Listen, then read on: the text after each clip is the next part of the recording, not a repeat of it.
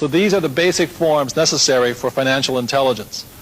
One is called an income statement because it has an income and expense, also called a profit and loss statement. There is also a balance sheet, and the balance sheet has assets and liabilities. And these are the very basics for financial literacy or financial intelligence.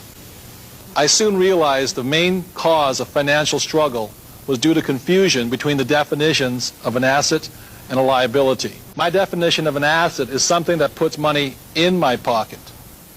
And my definition of a liability is something that takes money out of my pocket. The most important thing about being financially literate is understanding a thing called cash flow. I can tell the difference between a poor person and a middle-class person by simply looking at their income statements and balance sheets and figuring out which direction the cash is flowing.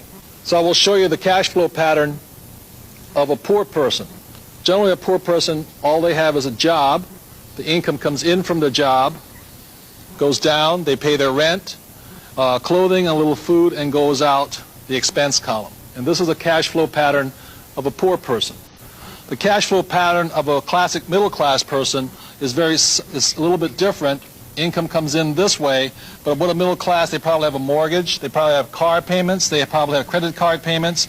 It comes up again through the expense column and then out this way. So what you see here are the cash flow patterns of a poor person versus a middle-class person. So the cash flow pattern of the rich is different. The cash flow pattern of the rich flows from the asset column into the income column. So while the poor and the middle class are focusing on income, what the rich are focusing on is the asset column. And the asset column is the great secret of the rich.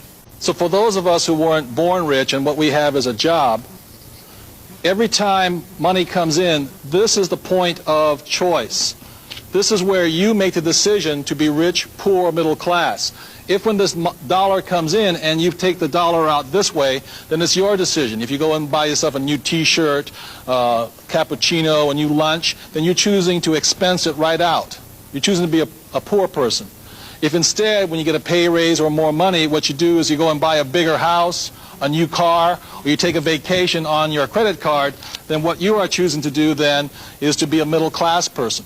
And if you choose, instead, when the money comes in and you choose to put it in the asset column, then you make that decision to be rich, poor, middle class. By putting in the asset column, at this point, you're choosing to be a rich person. But the choice is up to you, nobody else.